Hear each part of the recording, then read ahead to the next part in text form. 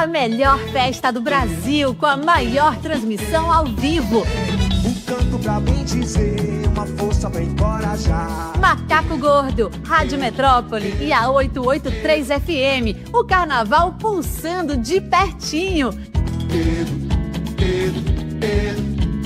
Carnaval da Macaco. Patrocínio Governo da Bahia, Salvador Shopping e ITS. A Rádio da Cidade, Metrópole FM. Jornal da Bahia no ar. Apresentação: Mário Kertz. Você conhece o Mário? Você conhece o Mário? O Mário tá na área, não tem paro para o Mário. Vai, Mário, vai. Olá pessoal, bom dia, um abraço para vocês neste sábado, 24 de janeiro, edição super especial do Jornal da Bahia no ar, com um convidado especialíssimo que vocês vão conhecer já já, Jairo Costa Júnior, bom dia. Bom dia a todos, aos que nos ouvem e os que nos veem. E Cláudio Sacramento, que nos acompanha na operação. Bom dia, Cláudio. Bom dia, doutor Mário. Bom dia, ouvintes. Oi? Tudo bem com você? Tudo ótimo. Ah, então bom. Assim que é bom. E nós estamos recebendo aqui o governador de Minas Gerais, Romeu Zema Neto. É bom porque ele é candidato também a presidente da República e desde que o país foi redemocratizado, todos os candidatos a presidente da República passaram por aqui. Mas é uma alegria especial, governador, receber você aqui hoje e saber um pouco da sua história tão interessante e, sobretudo, aqui para a Bahia, conhecermos mais, termos a oportunidade de estar. Está tudo bem com você, governador? Está satisfeito? Bom dia, Mário. Bom dia, Jairo. Bom dia a todos que estão nos acompanhando. É um prazer estar aqui em Salvador, na Bahia, essa terra tão gostosa, de gente tão calorosa, boa, batalhadora. Prazer, Mário. Governador, sua história é muito interessante, mas muito mesmo, né? Você nasceu em Araxá, tem 60 anos. É casado, mas tem uma vida pessoal discretíssima, não mora no palácio. Exatamente. Paga as suas contas. E empresário de grande sucesso. De repente, resolve ser candidato a governador de Minas Gerais, sem nunca ter feito política antes. Nem vereador, nem prefeito, nem nada. Eu até proibia político de entrar na empresa que eu criei. Era proibido. E aí, o que deu? Que estalo deu assim você? O Mário, é inconformismo, é indignação.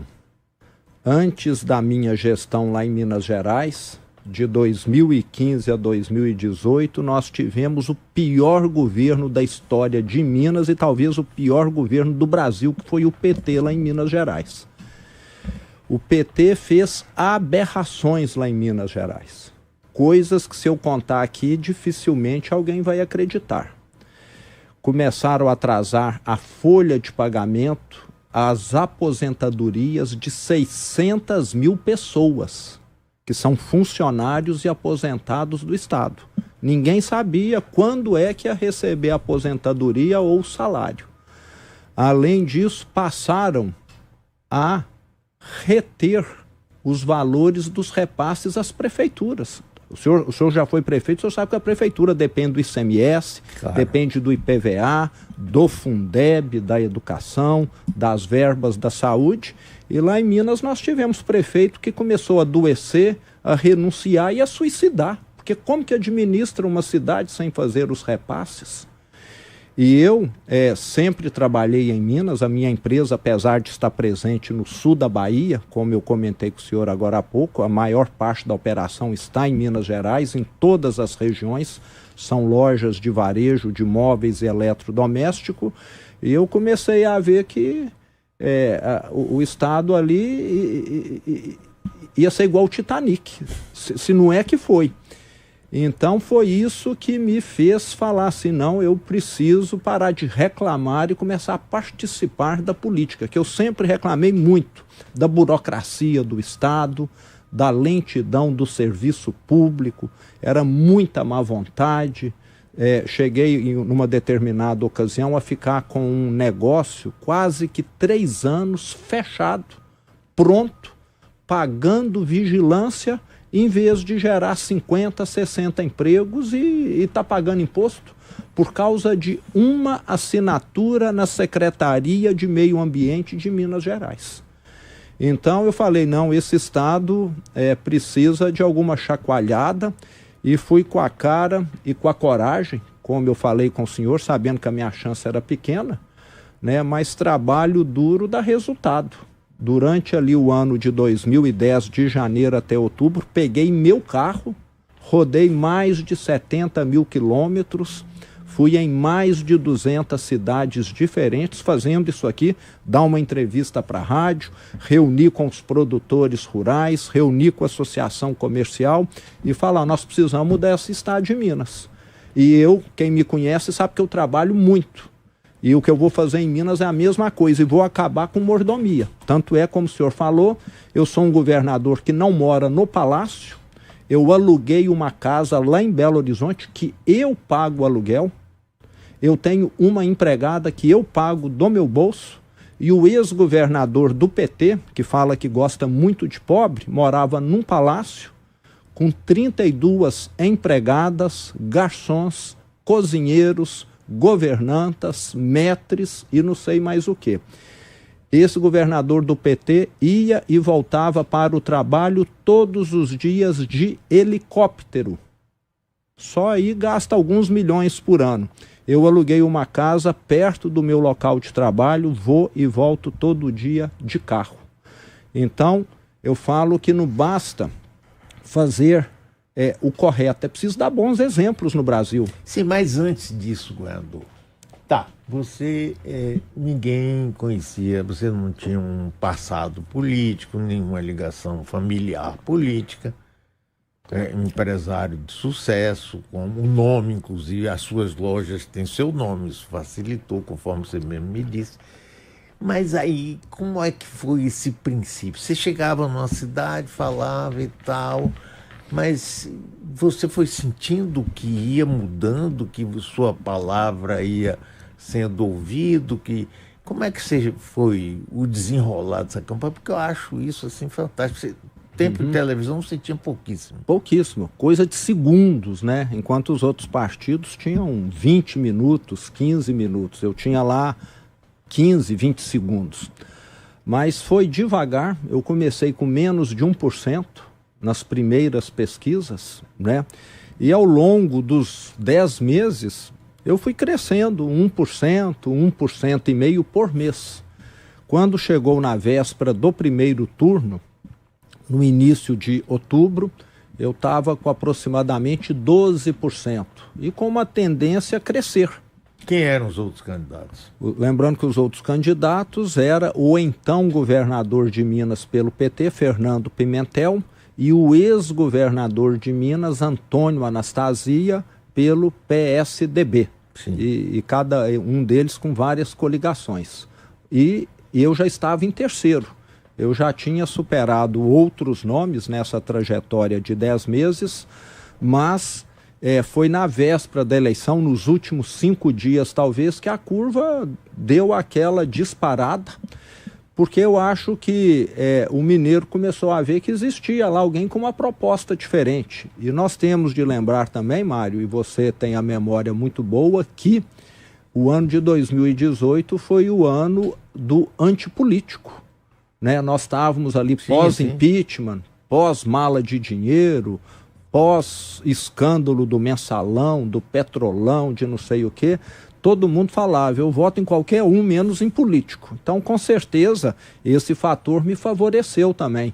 Foi um ano em que vários outsiders foram eleitos governadores em outros estados, etc., e teve essa contribuição. Então, acho que Deus sempre tem o seu pedaço de contribuição também, né? Sem dúvida. Agora me diga aí, sim. Aí, eleição, o dia da eleição, primeiro turno, Você não estava em primeiro lugar. Não, nós chegamos Como é que foi? E aí você... Não, Eu participei, foi bom. Exato. Diga aí. Na sexta-feira, antes da eleição no primeiro turno, a eleição em primeiro turno naquele ano foi dia 7 de outubro, eu lembro perfeitamente. No dia 5 de outubro, sexta-feira, véspera da eleição, nós lá no nosso escritório, no nosso comitê, nós despedimos, falar, todo mundo leva aí seu notebook, sua papelada, vamos terminar em terceiro lugar para um partido pequeno. Partido Novo. O Partido Novo, que não tinha gastado praticamente nada, para um candidato novato, que nunca tinha disputado uma eleição, ter 12% dos votos era excepcional. O senhor que acompanha a política sabe muito bem. Então nós desmontamos o nosso comitê. E chegou no domingo, foi aquela surpresa. Qual foi? Conte aí. Então, no domingo, 2 dias após a gente desmontar o nosso comitê, despedir de toda a equipe lá de campanha, nós tivemos 42% dos votos, e o segundo colocado, o Anastasia, 27%, e o então governador Pimentel, 15%. O que demonstra que ele tinha um governo, alguém que se tenta reeleger, ter 15% dos votos, é porque fez um governo realmente muito ruim. E aí fomos para o segundo turno. Aí a situação já ficou diferente. Porque mas foi uma surpresa para você? Uma surpresa muito grande. Eu cheguei a marcar férias com os meus filhos. Porque eu vi eles muito pouco naquele ano de 2018. Como eu falei, eu fiquei no trecho. Eu fui a mais de 200 cidades de carro. E cheguei a falar com eles, a campanha encerra agora dia 7 de outubro, e meu filho mora em São Paulo, a minha filha mora no exterior. Eu falei, eu vou para São Paulo aí, depois eu pego o avião e vou lá encontrá-la também. E mudança de planos, né? Aí não fizemos nada. O meu candidato a vice-governador naquela ocasião já tinha comprado um pacote de férias. Eu só tinha planejado, eu não cheguei a comprar não, mas ele comprou um pacote de férias, não sei para onde, teve de perder tudo lá para poder continuar e sair de 14%, 12% para 42%. E aquele ano as pesquisas erraram muito, Mário. Você deve lembrar, quem que ia ser a senadora eleita por Minas Gerais naquele ano? A ex-presidente Dilma Rousseff. Exato. Exatamente. As pesquisas, acho que ela ficou em quarto. Em quarto lugar ela ficou. Ela ia ser, estava eleita senadora. E ficou. Então foi muita surpresa naquele ano. E eu fico satisfeito de nós estarmos aí contribuindo com uma política diferente, com, vamos dizer, uma política em que você valoriza muita gente competente, todo mundo tem meta para cumprir, ninguém tem mordomia. Sim, mas aí você foi para o segundo turno. Fui para o segundo turno. Aí já ficou mais fácil, porque ele tinha metade do tempo e eu a metade. Né? Na televisão. Porque antes eu estava jogando um jogo onde eu estava vestindo, vamos dizer, uma mochila com 20 quilos nas costas, comparado com os adversários. Aí eu já fiquei igual para igual. E aí no segundo turno, por incrível que pareça, eu acho que é uma situação inusitada, né? O Anastasia, quem eu respeito muito, que foi o meu concorrente no segundo turno, ele teve menos votos no segundo do que no primeiro turno. Isso acho que muito em virtude do mineiro não ter me visto, não ter me conhecido. Porque eu fiquei conhecido foi bem na véspera mesmo. Então é raríssimo um candidato ir para o segundo turno e ser menos votado, mas foi o que aconteceu com ele. E nessa eleição você já conseguiu uma maioria na Assembleia Legislativa, por exemplo? Não, no meu primeiro mandato, Mário, nós tivemos bastante dificuldades com a Assembleia. Assembleia, que você acho que conhece bem, né? Você tem muito mais tempo de política do que eu, acho que 10 vezes mais, apostou que aquele governo meu não ia dar em nada. Um Estado arruinado financeiramente, um Estado sem nenhuma credibilidade, sendo administrado por alguém que vem de fora. Eles falaram, esse sujeito aí vai durar meses. Muita gente apostou lá, impeachment, começaram a implantar que fala CPI, sabe, para procurar alguma coisa errada, mas não encontraram, que eu gosto de fazer tudo muito certo. Uma das coisas que me dá orgulho, para me te falar aqui, Minas tem 300 mil funcionários, o Estado, sem contar os aposentados. Sabe quantos parentes eu tenho? 0.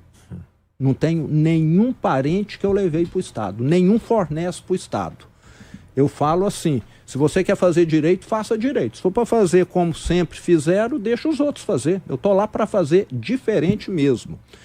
E tive esses problemas iniciais, mas à medida que você conquista credibilidade, eu não minto. Eu não gasto R$1 que não é meu. Nunca tomei uma taça de vinho que o Estado pagasse. Nunca. Eu vou no interior, a maior parte das vezes é de carro. Às vezes o avião me leva e eu volto de carro até para ver como que tá as estradas. Antes ia um avião e um helicóptero para levar o imperador de Minas no passado. Então, fui dando exemplo. E com isso, à medida que você conquista credibilidade, que as pessoas veem que você é trabalhador, sabe quantas cidades eu já fui em Minas como governador? 430. Acho que o governador... Porque Minas tem mais de 800 municípios. 853. Mas é grande. Muitas vezes, Mário, eu chego numa cidade, cumprimento o prefeito até chora. Fala, minha cidade tem 80 anos, tem 100 e tantos anos, nunca um governador pôs o pé aqui. Ou então fala, o último governador que veio aqui foi o Magalhães Pinto, já tem 65. Ou então fala, o último governador que veio aqui foi o Juscelino Kubitschek, que tem 75 anos. Agora, um que andou muito foi o Francilino Pereira, que você deve lembrar de nome. Demais, claro. Muitas vezes eu vou no interior, Francilino foi governador há uns 50 anos atrás, 40. Eles falam, o último que veio aqui foi o Francilino. Ele andou muito. Agora os últimos... E não era nem mineiro. Não era nem mineiro. Era nordestino. Eu sei. Não é? Então, exatamente. Então ele fez... Sim, mas e seu secretariado, esse primeiro? Você não esperava ser governador, ser eleito, né? Sim. Aí, de repente, você... Governador. Tá. A Assembleia também, você não conseguiu não maioria colaborativa. Como é que você montou o seu secretariado? O meu secretariado, eu montei ele juntamente com o meu partido, o Partido Novo. Nós contratamos uma empresa de recursos humanos, igual uma empresa multinacional que vem instalar aqui no Brasil faz. Nós precisamos montar um quadro de primeira, eram 21 secretarias, nós reduzimos para 14. Minas Gerais, Mário, é o estado que tem menos secretarias no Brasil. Você pode pegar um estado pequenininho que Minas tem menos secretária, apesar de ter 21 milhões de habitantes. E colocamos lá um time de elite. Se você está com um estado arruinado, você não vai colocar gente meia boca. E eu tive lá secretários que foram como eu, como voluntário. Porque ser secretário de educação em Minas, secretário de saúde, qualquer outro, era ganhar menos do que secretário municipal de uma cidade pequena. O populismo lá foi tão grande que o salário ficou lá congelado 20 anos de secretário. Desde os anos 2000 não tinha reajuste. Então era muito melhor ser secretário da cidade de Itinga, aqui no norte de Minas, que tem lá seus 8 mil habitantes, do que ser secretário de saúde do estado de Minas, que tem 200 mil funcionários na área, aliás, da educação. Então, os secretários foram com esse intuito. Eu vou ajudar. Eu estou aqui para resgatar Minas Gerais. E fizemos essa seleção e esse secretariado com meta para cumprir, com meta de redução de despesa, que fez o Estado avançar nesses 7 anos. Nós saímos de um déficit de 11 bilhões em 2018 para um superávit de 5 bilhões em 2024.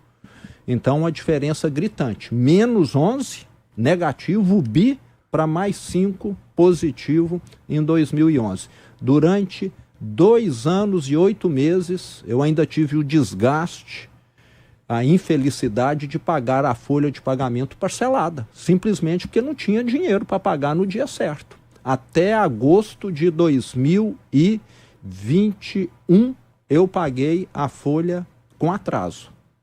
Mas sempre dava uma previsão e cumpria, porque antes não tinha nem data a ser cumprida. E hoje está tudo em dia, graças a Deus.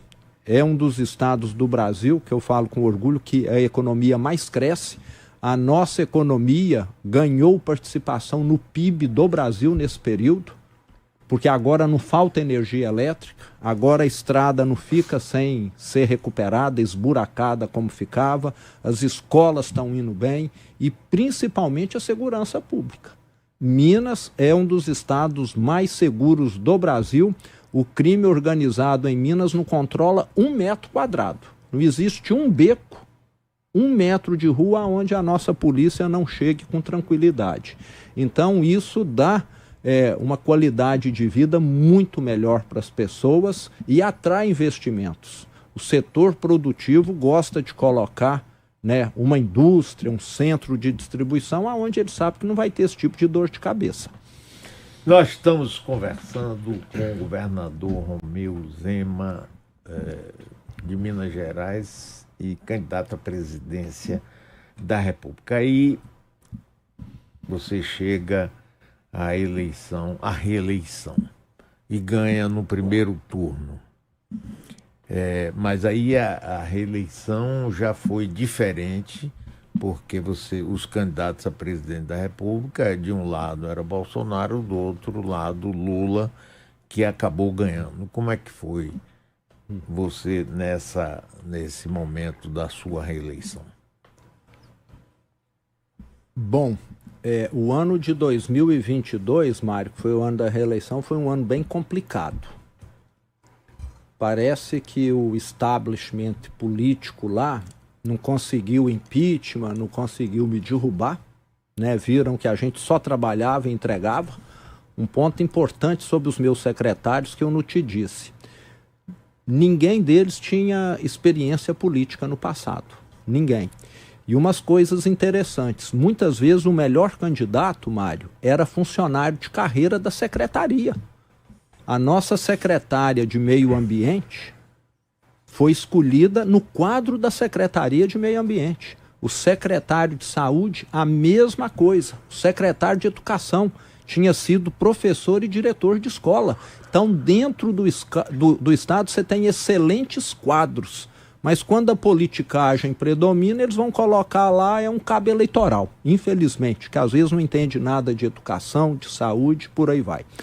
Mas você perguntou da minha reeleição, foi o ano mais difícil que eu tive, o ano de 2022, porque aí eles viram que Minas Gerais estava ou já tinha saído do buraco, depois de 3 anos de gestão Zema, e começaram a fazer de tudo que era possível e imaginável para desestabilizar o meu governo. Aí o ano começou cheio de manifestação, cheio de greve, cheio de movimentos lá, outros querendo desgastar o meu governo. E nessas greves falando, nós queremos 20%, 30% de reajuste. E eu fui para a rádio e para a televisão, Mário, e falei, eu tenho uma postura, eu gosto de fazer o certo. Eu prefiro perder a eleição e entregar para o meu sucessor um Estado viável, um Estado organizado, tudo direitinho, do que bagunçar tudo para poder ganhar a eleição e continuar com o Estado inviável na mão. O meu plano não é plano pessoal de poder. O meu plano é fazer o correto. Acho que tem uma diferença aí de muitos políticos. Se tiver de perder a eleição, paciência. Mas eu quero é fazer o correto. Se for para fazer o errado, tá cheio de gente aí para poder fazer o errado, para ele se perpetuar na cadeira, no poder. E acho que o mineiro entendeu isso. Tanto é que eu tive... Você concorreu contra quem na segunda? Naquele ano, eu concorri contra o ex-prefeito de Belo Horizonte, o Calil, né? E o resultado foi mais ou menos o seguinte, eu tive 56% dos votos, o Calil coisa de 25%, e o candidato do Bolsonaro aproximadamente 8%, 9%. Então eu ainda tive um concorrente, já que eu sou mais de direita, que acabou me tirando votos, mas fui reeleito em primeiro turno com 56%. E aí ficou sacramentado, não, esse governador realmente as pessoas avaliam bem o governo dele, tanto é que ele foi reeleito em primeiro turno. Aí eu tive uma segunda gestão com mais facilidade, mais acesso à Assembleia Legislativa e conseguimos fazer muito mais coisas na segunda gestão do que na primeira. Até porque na primeira, Mário, eu estava pagando dívida. Eu não te contei um fato interessantíssimo aqui. Na minha primeira semana como governador, eu olho lá na minha janela, no quarto andar da cidade administrativa, umas 500 pessoas lá embaixo gritando, com megafone, com trio elétrico.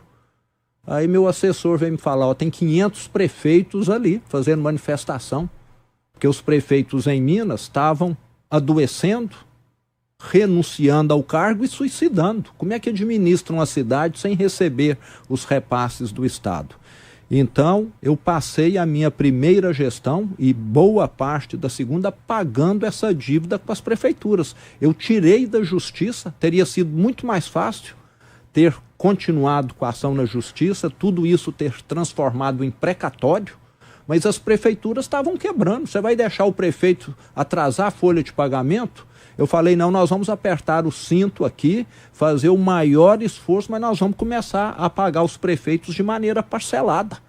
E depois aí de 7 anos ainda tem um parcelamento desse em vigor. Uma parte da saúde nós ainda estamos pagando todo mês para os prefeitos.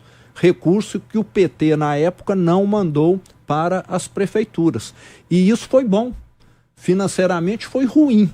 Porque um estado que não pagava folha de pagamento, arrumar mais um pagamento, você já pensou que coisa ruim, né? O secretário da Fazenda ficou doido na época. Mas eu falei, nós vamos ter de fazer um esforço. Os prefeitos estão sem condição de tocar as suas cidades. Mas aí os prefeitos viram a boa vontade nossa.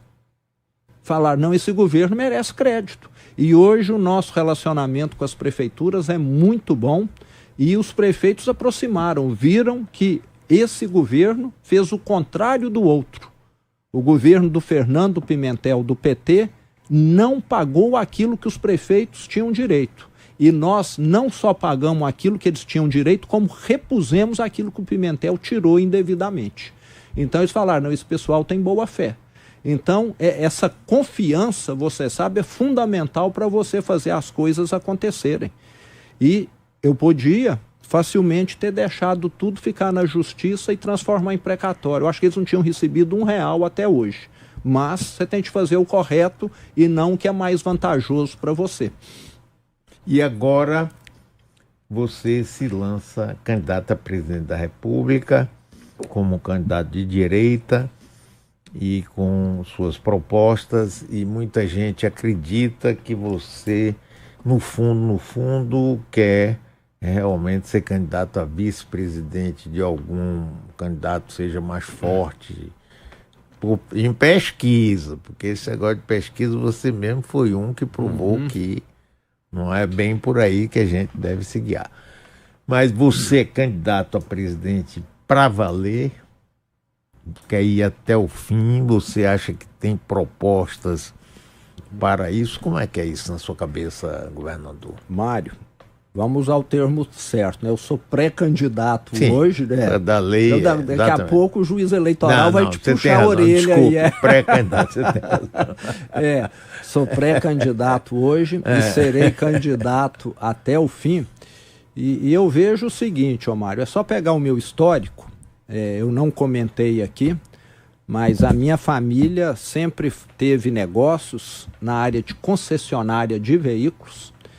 E eu não gostei muito desse negócio do meu pai, do meu avô, bisavô, e fui me dedicar ao negócio de lojas de varejo de móveis e eletrodomésticos. Em resumo, eu fiquei 30 e poucos anos nesse ramo e consegui implantar 470 lojas em Minas e nos estados vizinhos, inclusive no sul da Bahia, na região de Brumado, Guanambi, Vitória da Conquista, Caetité, Caculé, aquele pedaço ali. Eu rodei muito o sul da Bahia, então conheço uma parte aqui do estado.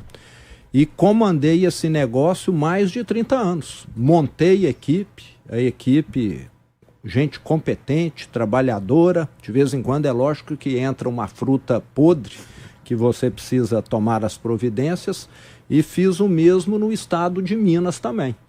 Então eu me considero um montador de equipe, muito mais até, né, do que um especialista em alguma área. Né? Se tem alguém lá que entende de saúde no governo de Minas, é o meu secretário, que é médico. Né? Se tem alguém que entende de educação, é o nosso secretário de educação. Então eu me sinto muito confortável para estar à frente de equipe, e eu gosto de dar meta, de estar contribuindo, de dar ideia, e acho que o Brasil precisa de dar uma oxigenada na política também. Mas nós sempre tivemos presidente que só foi advogado na maioria das vezes, ou médico como Juscelino, e nunca tivemos um presidente empreendedor, você concorda? De vez em quando é bom dar uma chacoalhada. Lá em Minas a chacoalhada deu certo, e acho que o Brasil precisa de uma chacoalhada também. Olha, é bom informar que nós estamos ao vivo na Rádio Metrópole FM 101.3, rádios que nos seguem no interior e também no nosso YouTube. Jairo Costa Júnior, editor, jornalista de política, o que é que você gostaria de perguntar ao governador Romeu Zema? Governador, há alguma possibilidade de recuo na sua candidatura, ou ela já é irreversível e você sai 22 de março como estava pensando? Jairo, eu vou até o final, né? Em 18, que a minha chance era muito menor do que hoje, eu comentei aqui que eu comecei com menos de 1%, e hoje nas pesquisas eu já estou com 3, 4%, então estou muito melhor do que em 18, né? E sair do zero para alguma coisa é muito mais difícil do que sair de alguma coisa para 10 vezes alguma coisa. Então eu irei até o final. Eu quero principalmente, Jairo, enobrecer, melhorar o nível do debate. O Partido Novo e eu, nós temos propostas que nunca entraram em discussão no Brasil. Tipo parente, nepotismo. Nós precisamos acabar com isso no Brasil. Nós temos um punhado de governador que a mulher dele está em tribunal de contas e não entende nada. Igual eu falei, eu não tenho um parente no governo, e olha que eu tenho gente competente na minha família. Se você quer ser político, esqueça os seus amigos e a sua família. Você vai ser como um profissional numa empresa. Você está recebendo dinheiro público, você não está ali para distribuir favores, não. E um grande problema que nós temos no Brasil, está aí esse caso do Supremo, é as pessoas usarem o cargo para beneficiar mulher, para beneficiar sobrinho, irmão, etc. E não para poder trabalhar pelo Brasil. Nós temos de mudar esse modelo mental. E eu não vejo ninguém falar nisso. Outra coisa, transparência. O que eu faço hoje, o mês que vem, está lá no site da Transparência de Minas Gerais. Por que aquilo que o presidente, os ministros fazem, só os nossos tataranetos é que vão ver daqui a 100 anos? Não pode mostrar hoje? Será que tem alguma coisa errada? Eu acho que deve ter. O que eu faço, o mês que vem, está lá discriminado. Eu usei o avião do governo para ir de Belo Horizonte para Uberlândia, está discriminado quem foi comigo e o que eu fui fazer lá em Uberlândia. O senhor é apoiador de Bolsonaro. Por várias vezes o senhor disse isso. E o Bolsonaro foi uma das pessoas que decretou sigilo de 100 anos. Você não acha isso uma incongruência? Não concordo com ele nisso. Apoiar não quer dizer concordar. Eu sou de direita como o Bolsonaro, né? Acredito que as pessoas podem fazer por si mesmas muito mais do que um Estado paternalista, assistencialista, mas eu, diferente do Bolsonaro, acredito em vacina. Vacinei 4 vezes, tivemos de fechar várias regiões de Minas durante a pandemia, então até marido e mulher discordam, e eu e ele discordamos muito mais, entende? Então, agora tem gente que acha que alguém, por ter tido milhões de votos, ou por ser um presidente ou um governador, é meio que Deus. Eu acredito naquele Deus que está lá no céu. Aqui na terra, para mim, todo mundo é homem e falível. Governador, você falou aí em segurança pública. Há pouco você foi em El Salvador ver o estilo de segurança imposto pelo...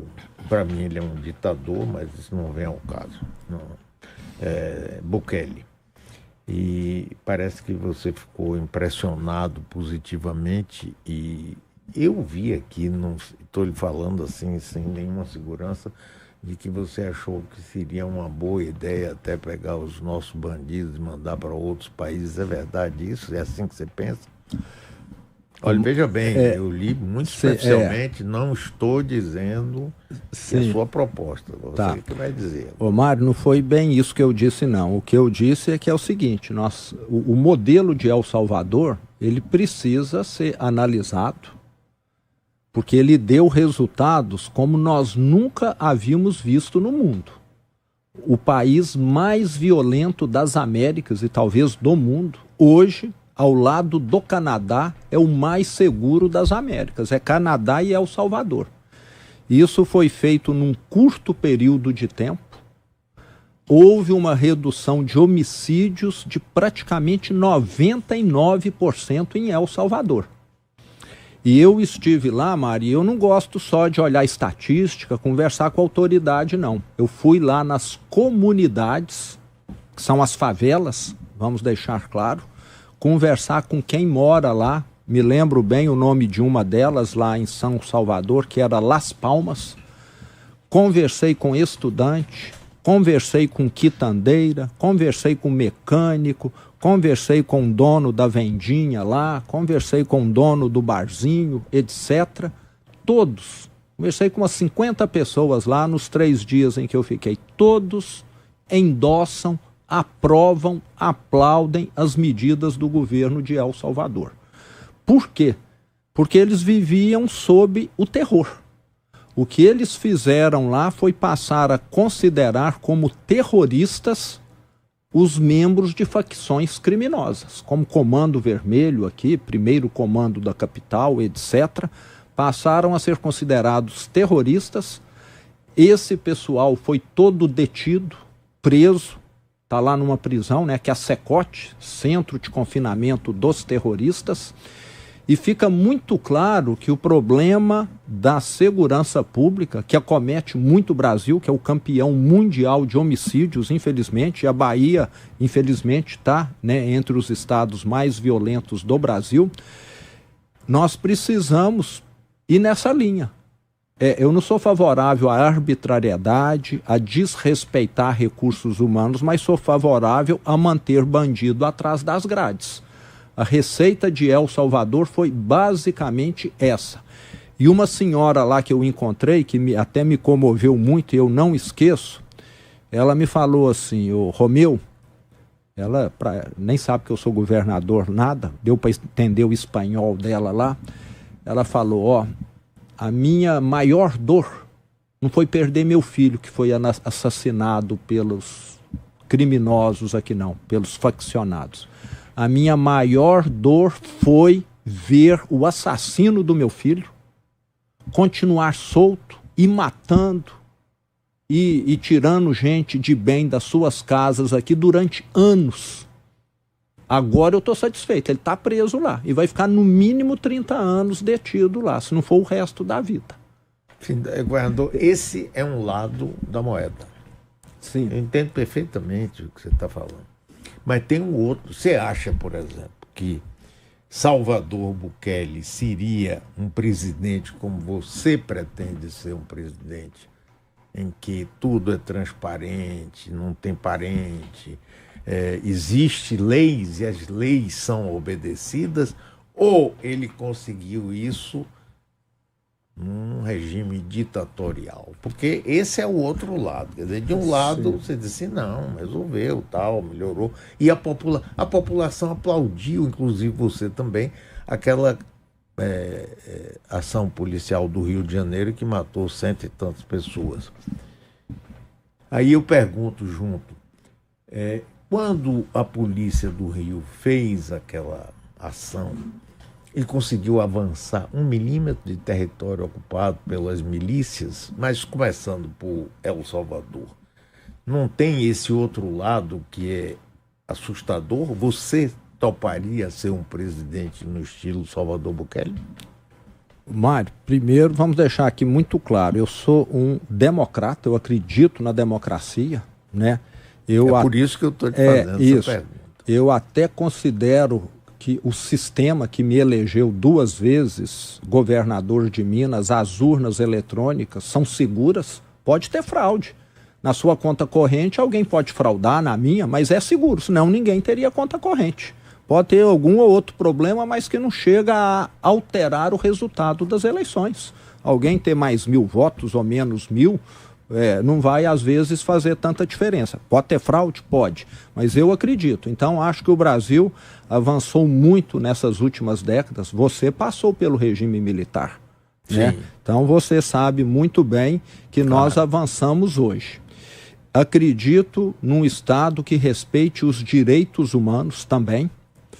Agora, Mário, nós temos também de considerar o seguinte: hoje no Brasil, muita gente de bem, o ano passado, pela atualização que eu fiz, foram 35.000 pessoas perderam a vida, mais do que talvez todas as guerras somadas que existem no mundo devido à violência. O governo não pode ficar de olho fechado, não pode achar que isso é normal. E foi um número menor, já chegou a 60.000, né? Lá em 2008, 2005, chegou a 60.000 homicídios por ano. Isso tem um custo para a sociedade que nós nem imaginamos. Um pai que perde uma filha, um filho, um pai e mãe. Filhos que perdem um pai que sustenta a casa, gente trabalhadora de bem. Isso causa um trauma, um desajuste familiar sem tamanho. Além disso, sobrecarrega o sistema de saúde. É gente que leva tiro toda hora, é gente que foi atropelada, que foi esmagada por alguma coisa, que levou trauma, paulada, facada, etc. Além disso, sobrecarrega o nosso sistema social com pensões por invalidez, com viuvez e não sei mais o quê. Então isso tem um custo para a sociedade que nós nem imaginamos. E ainda tem um custo meramente econômico. Muitas vezes o tráfico hoje, a facção criminosa, ela é uma grande concorrente do empreendimento formal, que paga imposto, que registra com a carteira. Eu já vi vários negócios sumirem, né? Ou então não crescerem, apesar de serem bons e eficientes, devido a facções criminosas. Cigarro no Brasil. Hoje 30% ainda vem do Paraguai, tudo contrabando. Esse vape que o governo não deixa ser fabricado aqui, que teria um controle de qualidade, está tudo na mão do crime organizado. Essa importação ganham bilhões de dinheiro, os gatos de energia elétrica, os gatos de água. A Light lá no Rio de Janeiro, a companhia de energia, daqui a pouco ela vai à falência porque o Rio de Janeiro virou o paraíso dos gatos, né?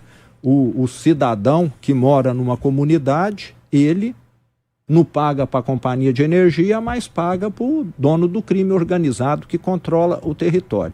Então nós precisamos de medidas duras. Agora eu não estou falando de desrespeitar direitos humanos, não.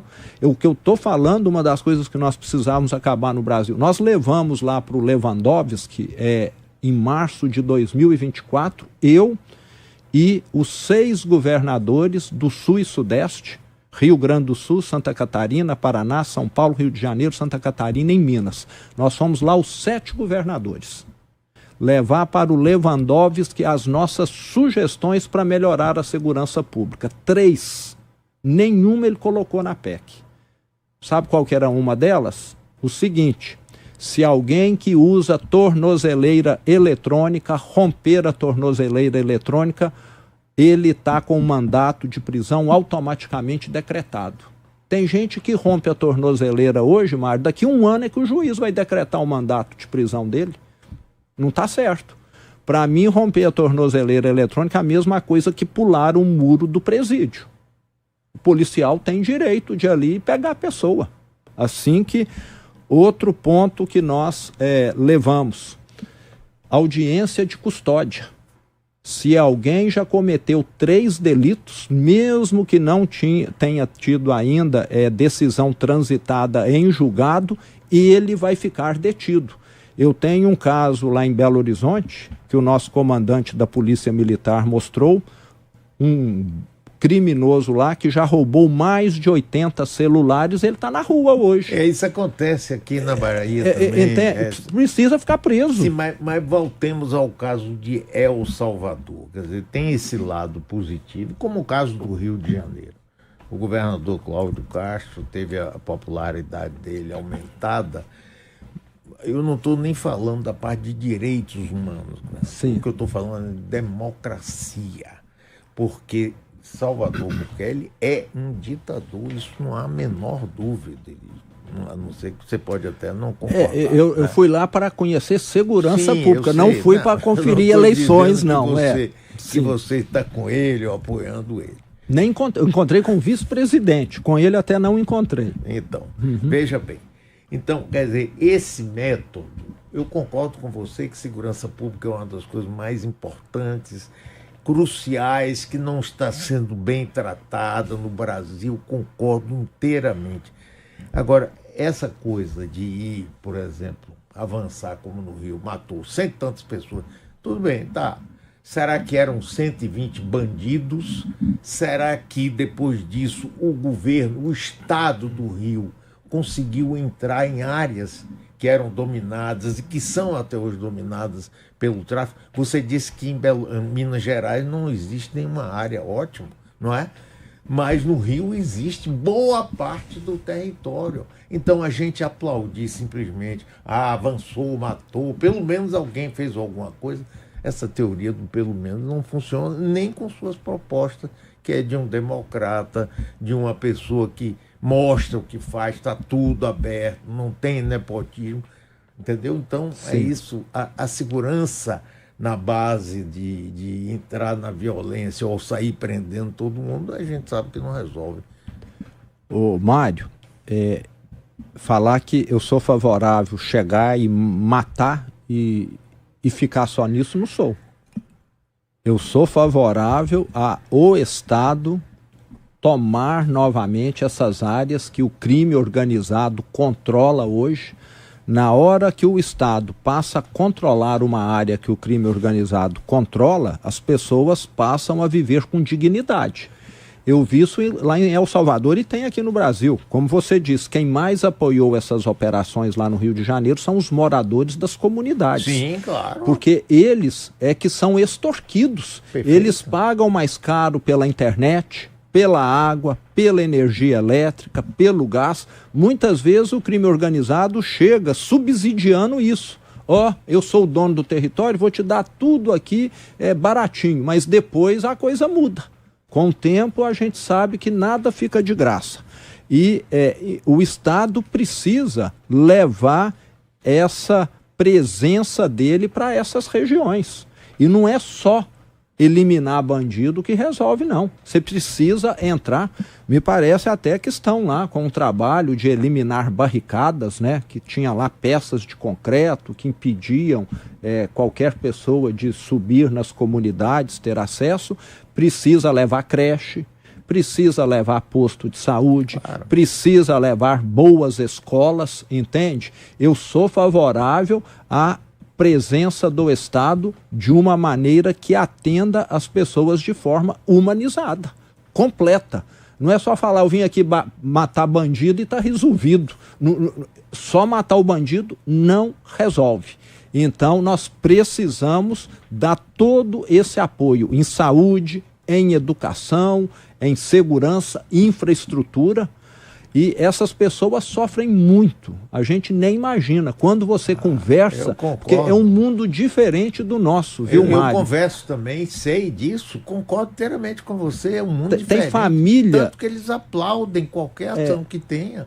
Tem família que fala, eu estou mudando daqui essa noite porque o chefão do tráfico aqui, da facção, invocou com a minha filha e quer levar ela. E agora, governador, porque nós temos tempo, né? E eu não vou tomar o seu tempo todo, a conversa está ótima.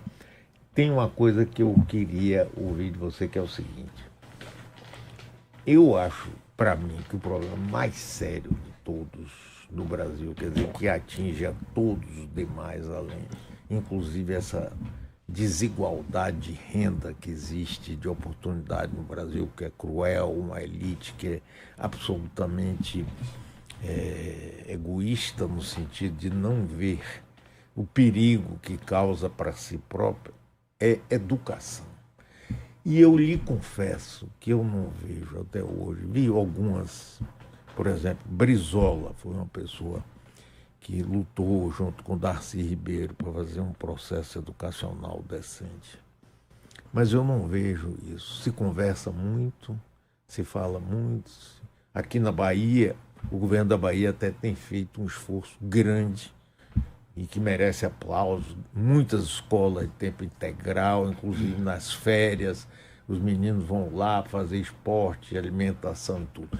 Mas, em termos gerais, a educação no Brasil não é tratada como deveria. Se você chegar à presidência da República, o que é que você pretende fazer em relação a isso? Mário, o problema nosso da educação é bastante estrutural, né? Nessas últimas décadas, o que nós vimos foi um conceito que eu considero totalmente equivocado avançar na educação, de que disciplina não é necessário, de que você não precisa ter princípios. Eu considero o seguinte: alguém para se qualificar bem, alguém para ter um conhecimento muito elevado, precisa seguir uma regra semelhante a um atleta olímpico. Você conhece um atleta olímpico que come o que quer, que vai para a noitada, não que conheço, não né? treina todo dia? Não. Não. E no Brasil, nós temos aí, na minha opinião, uma esquerda que colocou na cabeça que as pessoas vão conseguir ser bem-sucedidas faltando a aula, não estudando em casa, que a coisa, Deus vai descer do céu e resolver. E para ser bem-sucedido, para ser um bom médico, para ser um bom advogado, uma boa enfermeira, a pessoa vai falar: eu vou precisar seguir um pouco aquilo que o atleta olímpico faz. Muita dedicação, muita disciplina, e as escolas nossas não têm isso. As escolas nossas se transformaram muitas vezes... Aí você fala na esquerda, perdoe a interrupção. Tudo bem, eu não estou dizendo o que você está dizendo, mas a esquerda está no poder há muito pouco tempo para a gente deixar de considerar que o problema educacional vem desde o início do Brasil. Sim. Então, quando a gente fica na base, a gente joga um problema que é estrutural e fundamental como uma coisa ideológica. E eu acho que na educação não tem que ter ideologia. Concordo. Não é? Igual na saúde também, você concorda? Sim, não é? Claro. Então, mas quando a gente diz assim, porque a esquerda fez isso, então a gente fica jogando, né, na esquerda que governou. Quanto tempo a esquerda governou o Brasil? Tem 25 terceiro anos, governo né? de Lula e um e meio de Dilma. Sim. Não era. Correto. Né? Mas eu acho que você concorda comigo, Mário, que a área acadêmica, universitária, sempre foi a área onde eles conseguiram entrar mais, influenciar mais e há muito mais livre, tempo. Mas é até bom isso, porque ajuda. Apesar também, que eu sou muito mal recebido quando eu vou numa universidade, entende? Porque eu acho que eles não gostam de diversidade. Não, eu acho que não gostam inclusive, você estudou na Escola de Administração de São Paulo, não foi? Foi. Minha filha lá. se formou lá também. Ah, sua filha também? Sim, pois é, então, mas é grande. Você conhece a escola, então. Exato. Mas, ô Mário, aí eu quero te contar então um fato que está em andamento lá em Minas Gerais para você ver. Eu acho que na educação falta também opções. Hoje, uma família que depende de escola pública, ela tem, lá no caso de Minas Gerais, e acho que aqui na Bahia não é muito diferente, a opção de colocar o filho numa escola estadual. Lá em Minas, nós queremos dar diferentes opções. Além da escola estadual tradicional, nós queremos também a escola cívico-militar. Eu estou falando é pegar 10% das escolas e transformar em cívico-militar. A família que quiser, que fala, eu prefiro que o meu filho vá para uma escola cívico-militar, tem essa opção. Será que está errado? Qual a vantagem de sair cantando hinos de matar gente, como tem acontecido? Eu não entendo direito, me explica. Eu sei que essas escolas cívico-militares têm muito mais disciplina. Ali, se um aluno desacatar um professor, ele vai ser expulso, entende? Ele pode discordar. Agora, agredir é outra questão. Ali não vai ter rabisco em parede, não vai ter pichação, não vai ter... Mas precisa ser cívico para... Precisa ser militar para ensinar? Ou quando você estudou antes da universidade, eu também, a gente respeitava o professor. Respeitava. E tudo, mas eu não precisava de nenhum militar me dizer, olha, fica enquadrado, você não pode. Eu acho que eu vejo de uma forma diferente. Eu acho que você e eu vivemos num mundo em que esse respeito, essa consideração era algo muito mais prevalente do que hoje. Concorda, né? Concordo. O mundo mudou muito. Mas assim, eu não estou falando que nós vamos, Mário, levar isso para todas as escolas, não. Eu estou falando assim, nós queremos dar um modelo. Se você coloca mais uma opção no menu, a chance de você agradar as pessoas, a chance de você considerar as necessidades dela aumenta. Concorda? Vai entrar isso no seu programa de candidato a presidente? Então, mas aí o que eu quero dizer, lá em Minas nós fizemos isso. Queríamos escutar pais, mães, professoras, alunos sobre essa questão. Sabe o que aconteceu? O sindicato dos professores entrou com uma ação proibindo a escuta, a audiência pública. Não foi a implantação, não. Você considera isso democrático ou arbitrário, não deixar escutar os envolvidos? Claro que é antidemocrático. É antidemocrático. Tem que escutar todo mundo. O Tribunal de Contas entrou na questão indevidamente, isso não é mérito dele, proibindo a escuta também. Nós tivemos de recorrer à justiça e agora ganhamos na justiça e vamos escutar. Aquelas cidades onde tem 3, 4, 5, 10 escolas estaduais, uma vai ser transformada em escola cívico-militar. Então, se os pais quiserem... Vai fazer parte do seu programa como presidente da República. Eu quero dar essa opção. Estou preocupado em atropelando, me desculpe, por causa do tempo, e eu quero que você deixe claro. Se as pessoas quiserem, se os pais falarem, eu quero que o meu filho vá numa escola que ele é obrigado a chegar às 7 da manhã, ele é obrigado a ser comportado... o pai decide. Eu não quero educar meu filho, vou entregar ao governo. Eu quero colocar meu filho numa escola que valoriza a disciplina e não numa escola que vai lá e que a professora fica falando mal de quem trabalha muito, que é ganancioso e etc. Então, eu acho que... Porque hoje o que nós temos é um ensino pasteurizado, Mário. Só tem escola estadual de um tipo. Por que nós não podemos ter de 2 ou 3? E além da cívico-militar, eu quero também, nós já temos lá só 3. Não consegui avançar mais, estou frustrado por causa disso, aquele tipo de escola charter. O Estado dá o dinheiro para uma instituição e ela, privada, faz todo o papel que uma escola estadual faria. Às vezes melhor. Por que você não colocar concorrência? Falta concorrência. Porque os sindicatos falam, tem de ser sempre assim. Não, vamos para outro modelo ali. E se quem estuda numa escola cívico-militar passar a tirar nota muito melhor do que das outras, se transformar em profissionais muito melhores? Pelo menos vamos testar. Você concorda? Sou favorável a nós termos modelos não estou falando acabar com nada, nem mudar nada. A introduzir algo diferente. Comparação, concorrência, eu venho do setor privado, sempre fez bem. É assim nos esportes. Por que não pode ser assim no ensino? Como candidato a presidente da República, você e não sou eu, nem pretenderia nunca, porque não tenho habilidade para isso.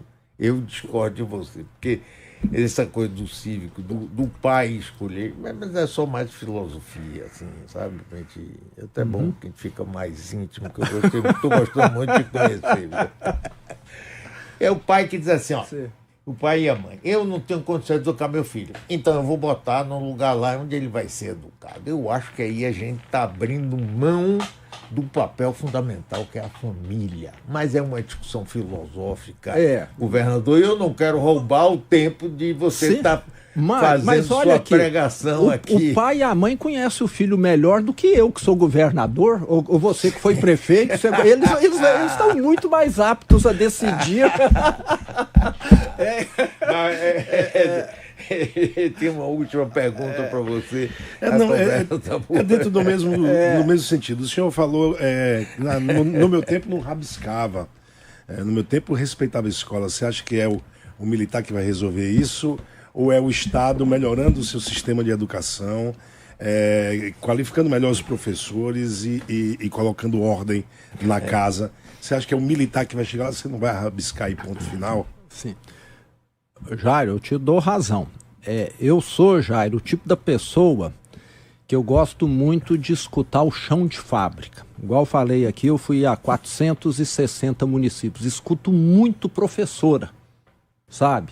Eu vou almoçar em escola estadual de Minas Gerais, quando eu vou no interior, para ver se a merenda tá boa, porque a merenda no passado era uma vergonha. E hoje a merenda é excepcional, não é diferente daquela que eu como na minha casa. Nós não falamos aqui de merenda, mas uma das coisas que faz um aluno ficar satisfeito é merenda. Nós reformamos mais de 2.500 prédios escolares, reforma grande.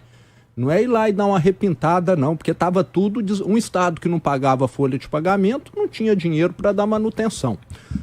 Mas as professoras me reclamam muito de mães que o filho falta de aula, que o filho tira 0 em tudo, não estuda nada e não está acompanhando nada. Você entende? Parece que não há um interesse. E essas crianças relapsas que não fazem nada, querendo ou não, você sabe, você já estudou, eu estudei em escola estadual, elas acabam, de certa maneira, influenciando, tendo alguma condição de influenciar aqueles que estão indo bem. Vem aqui, esse negócio de assistir aula não vai levar a nada, não. Vamos ali pro clube, vamos ali, não sei fazer o quê. Agora, na hora que você tem essa diferenciação, uma escola com a disciplina rígida, não estou falando que são todas, algumas, o pai vai falar, não, eu quero que o meu filho vai para essa aqui, porque aqui eu sei que se ele faltar um dia eu vou ser avisado e ele não vai estar acompanhado dessas pessoas aqui que eu não considero boas companhias. Olha, infelizmente eu vou lhe interromper, nós estamos há 1 hora conversando, uma conversa ótima, gostei muito, muito mesmo de te conhecer. Espero que a gente volte a se ver outras vezes na sua campanha. Quando você estiver aqui na Bahia, ou mesmo lá de Minas, a gente pode conversar por Zoom, vai ser uma alegria. Você tem um espaço aberto para expor suas ideias democraticamente. Não, eu quero vir aqui, Mário, com tempo a gente almoçar, jantar e absorver um pouco da sua experiência e conhecimento, viu? Você sabe quem foi um dos meus professores, com quem eu aprendi muito? Você deve ter conhecido ele, apesar dele ser bem mais velho do que você. Foi o ex-prefeito de Montes Claros, ministro do Tribunal de Contas, Humberto Souto. Demais, então, rapaz, demais. Foi uma das pessoas que mais me ensinou e eu vejo que você tem um pouco o perfil dele. Quero conversar muito com você, viu? Olha, vamos agradecer aqui os que vieram acompanhar aqui, o deputado Aleluia, o vereador Aleluia, outras pessoas, e o nosso meu queridíssimo amigo Joaci Fonseca de Góis, aqui, porque eu tenho enorme gratidão, amizade, carinho. Eu não digo amor porque você não é bonito e eu não gosto. Mas, governador, foi ótimo, viu? Muito bom, boa sorte. Eu quero agradecer aqui a presença do Alexandre Aleluia, que vai estar aí no meu partido, disputando aí uma vaga pela Câmara Federal. Da Bahia. E o Zé Carlos. Também, aleluia. Vereador. Então, prazer estar aqui bem acompanhado. Foi bom, governador. Muito bom. Encerramos aqui até segunda. Jornal da Bahia no ar. Apresentação: Mário Kertz. A rádio da cidade, Metrópole